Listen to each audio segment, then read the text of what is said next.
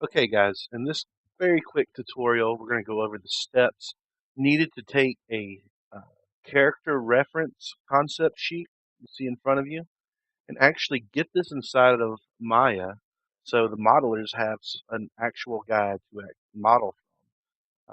This setup is very awesome. Not only do we get details and color schemes on the front and the back of the character, but this outline, we also get a profile. We're going to be able to put that front, back, and side view inside of Maya. It'll make our job as a character modeler just a little bit easier, and I hope to stay truer to the concept art that might have been passed off to us. All right. So first, what we got to do is we got to cut this up into three different images, and that's just simply done with our crop tool. So I'm going to go ahead and crop this, and we're going to save as PNGs. And you know what? If we want to be really, just really know this, I'm going to go back to the opening in my history tab right here. We really want to just make this ultra easy to model from. I'm going to double click my image to rasterize it into a layer. And now I'm going to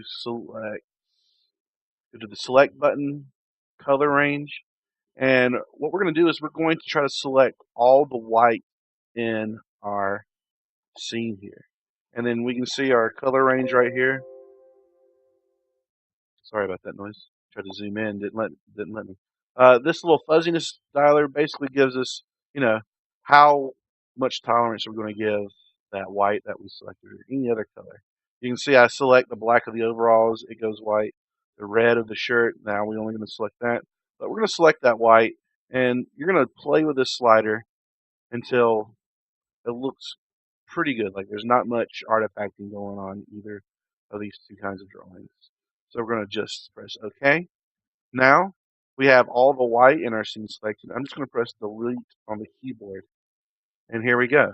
So what this is going to allow us to do is have a transparent background whenever we import it into Maya. It'll make modeling even easier, actually. I'm going to go to my navigator window right up here. You can find all these windows right here. Um, this was my history. Here's my navigator. And I'm going to zoom in just to see what kind of outlines I'm working with. And it's kind of hard to tell with the checkerboard. I'm going to make another layer real quick. And I'm going to choose as close to magenta as possible. And we're going to select the layer, hold down the Alt key, and press backspace. And when you have this new layer selected, I'm going to place it under. I placed it under my background original image. Just hold down the Alt key and press backspace. I had to press it twice on my computer for some reason. This will start giving us an idea of how our silhouettes are looking when we're going to import it into Maya. It doesn't have to be perfect, but you know, I like what I'm looking at right now. So I'm good with that. So I'm going to hide that layer or just delete it by pressing the delete key and selecting it.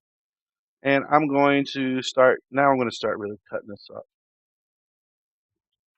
We'll press enter there. Don't worry that, you know, don't worry if we can't get back to the previous step. Our history window will help us there. Now we're going to go to File, Save As. And I'm just going to save it temporarily to my desktop. And we're going to save it as a PNG so we can really get that transparency into Maya for us. I'm going to call this front. And in my history window, I'm going to go back. And you can see there's my original that we were working from. Do the same here. Crop down the middle one with the crop tool right here. File, save as. PNG. I'll call this back.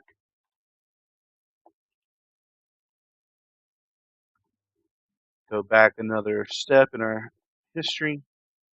And now I can copy this guy right here.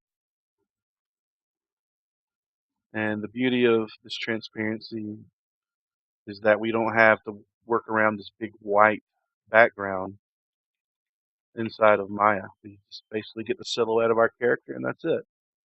All right. So I'm going to minimize Photoshop. Here we see my original concept art.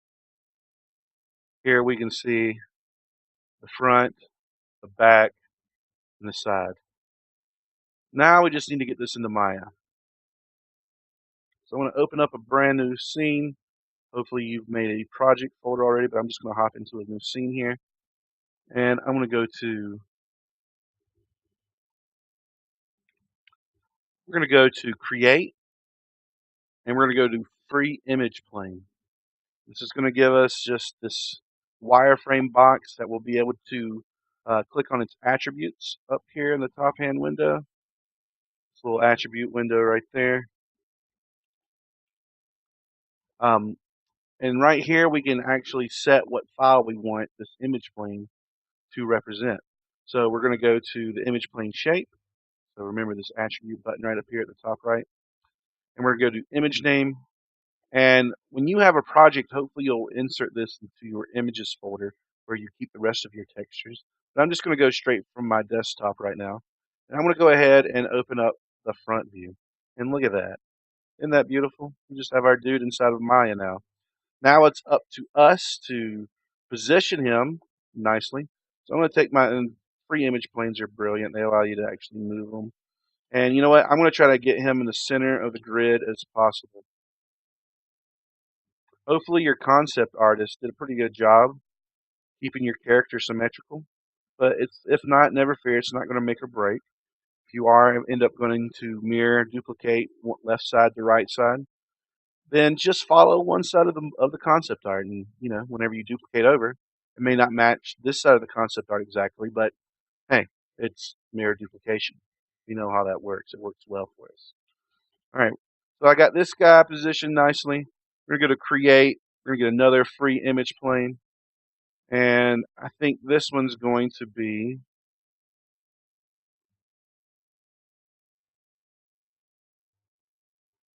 Let's put our back in there. You know what? We probably don't even really need to put the back in there, but I feel like doing it. I feel like just having the complete picture of this guy while modeling. And you're just going to have to do your best. My concept artist right here, this is actually commissioned work I did for my master's thesis. My concept art really nailed this. I instructed him on exactly what I wanted, and he was able to deliver something that was pretty much, right on. I got my back guy right in front of that. But, it might just turn out to be just a little bit off. I don't know if it would benefit you to bring in the back. You might even have to scale it a little bit, but I think we're just a little bit off. I don't, unless you're really kind of just cheating on the proportions of things, you probably won't get an exact match from back to front. Well, I'll just keep it in regardless. Um, and I'll probably end up hiding it, but it'll be nice to have that reference inside my scene anyway when I really start modeling the back of this character. How am I going to know what his squanched little buttocks looks like, or that is, handkerchief and all that stuff? How am I going to know that stuff without it? Oh, and I see one other issue right here. The back is not, it's flipped, because there's my handkerchief in the front right pocket. But over here, it's hanging out over here. So we're going to have to take that image plane of the back, and we definitely will probably have to flip it around. So let's see. And I think the best way to do that would be to actually go to the channel box of the free image, and let's see. It looks like I need to flip over the x-axis. I'm just going to go to that x-axis, and no matter what I scaled it to, I'm just going to put a negative there. And boom, there's this handkerchief on the right side now. But then again, it seems like we're just gotten a little bit more off. But again, I'll hide it and bring it back whenever I need to. What if I just set it back at 1? It's just a lot of tweaking you guys are going to have to do. In fact, that actually looks pretty bang on now. Wow. Good job, Zach. He was an old roommate of mine. He's a good artist. All right. So we'll play around a little bit more of getting all this situated. Wow, look at that job he did. He's pretty good. Even the shoes are a little bit off, but everything else is pretty good. So why don't we bring in the last image plane? And here we're going to do our side view. I'm going to bring this out so get it in the way. Bring up my attribute editor. We're going to click on the image plane shape tab. And again, we're going to just put in that side view. And, I might have done a little bit of better job cleaning up the white around the silhouette. But this is just a temporary guide just so I can get some proportions of the character from the side. So what we're going to do is we're going to rotate it. You know what? It'll probably be best to do this in our channel box. So I'm going to get my channel box. Let's see. I'm going to bring up my window to make sure my outliner, make sure I'm selecting the right thing. There we go.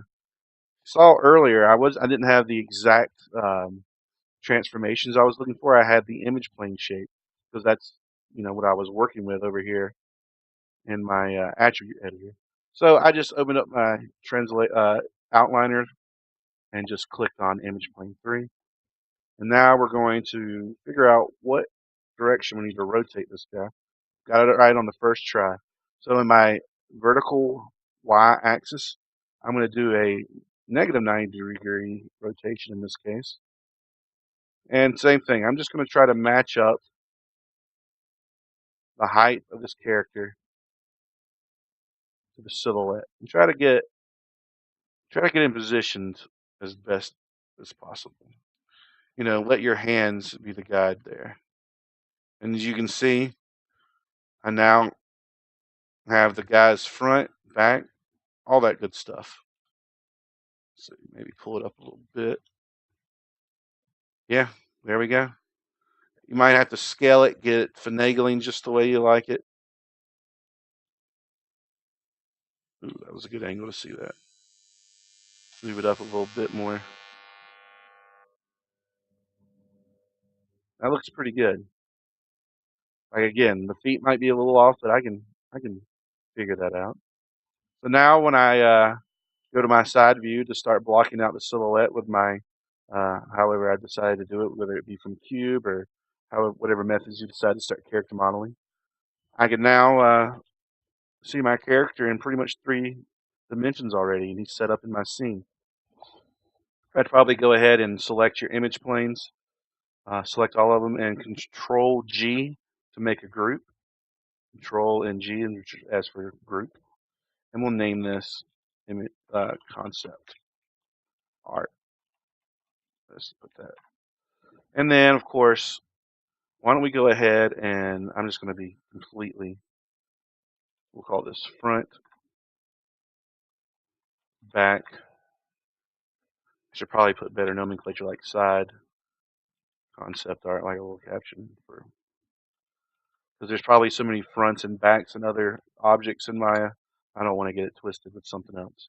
And then again, I'm going to probably put all 3 of these on their own separate layers so I can control what I'm looking at any given time.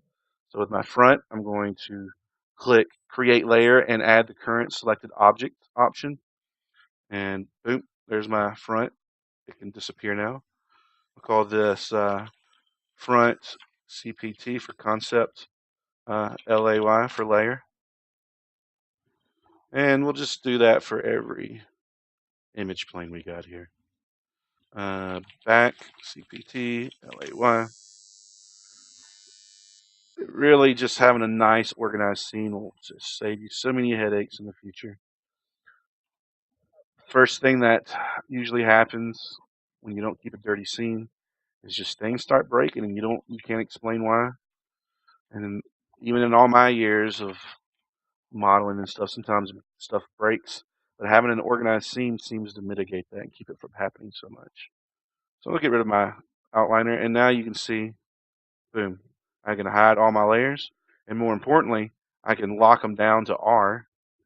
Now as I model, I can't select them, and they won't get in my way. Perfect. Layers are amazing. If you're not using layers, you ain't modeling. All right, guys, thanks for sitting through this video. I guess 15 minutes is my version of short. But this will definitely help you guys get started to understand why you would want to draw concept art like this, to see it put into practice. And it will teach you modelers how to get concept art into Maya so you can start modeling with a great reference. Thanks, guys.